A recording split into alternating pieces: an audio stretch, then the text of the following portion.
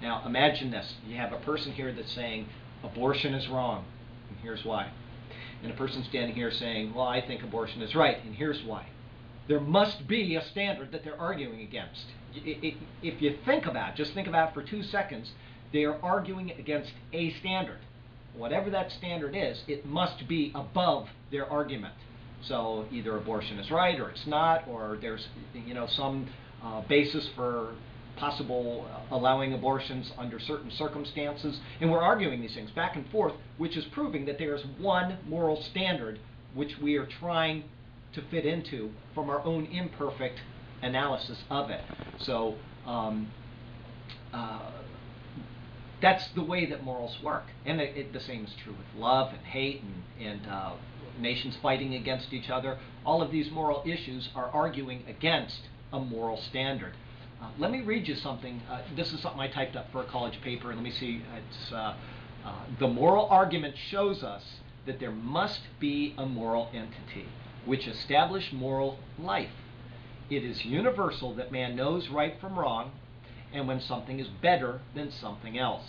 Because we know these things intuitively, there must be a moral standard on which we are basing them.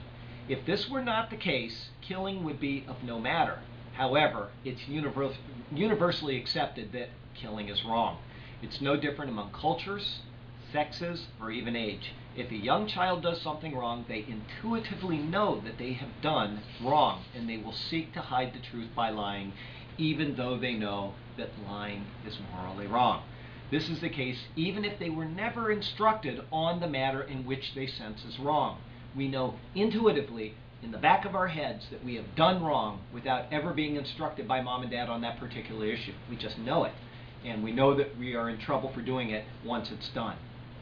It had to come from somewhere, and it didn't come from within ourselves. It's something that we are working towards or against. This moral argument points to a creator with no moral imperfections. He is perfectly just, righteous, holy, truthful, merciful, gracious, and loving. These 7 attributes are the 7 attributes that I identify with God. Other people have found, 1 or 2 that they want to take off or add to the list or whatever, but those are the 7 moral attributes that I believe absolutely define God. We can determine these traits as belonging to God simply by comparing them with the moral argument just made. Holy means separate, distinct, or other. This is something that's unclean, and holiness is separate or distinct or other from that. And pure holiness would mean completely other than anything that's defiled. If we have a knowledge of holiness, or the opposite of it, what is profane or unclean, then we acknowledge that there's an ultimate moral standard of holiness. The same is true with all of the other attributes that I mentioned.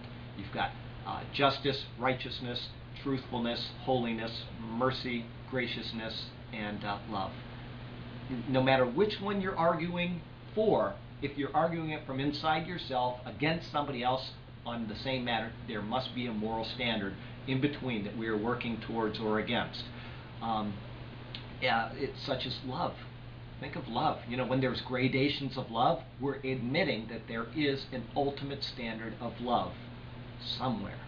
You can't have gradations of love unless that's the case.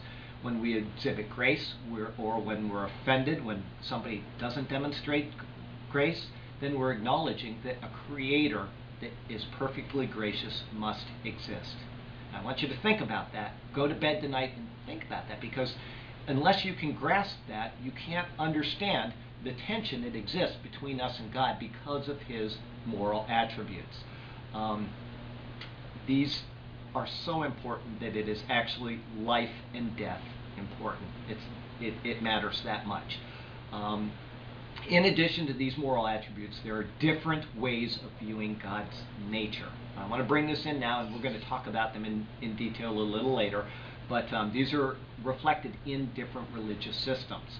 Polytheism, pantheism, panentheism, deism, monotheism, etc. These are religious systems that either man has developed or that simply exist because of God's nature. And morality is based in those in one way or another. And so we can tell which is true based on the moral argument and based on several arguments that we'll bring up. Which of those must be true and which ones must be false simply by that argument. It really is, I don't want to say it's that simple, but it really is that clear. So tomorrow, the Lord willing, we'll look at each of these religious systems. And until then, I ask you to have a really nice night.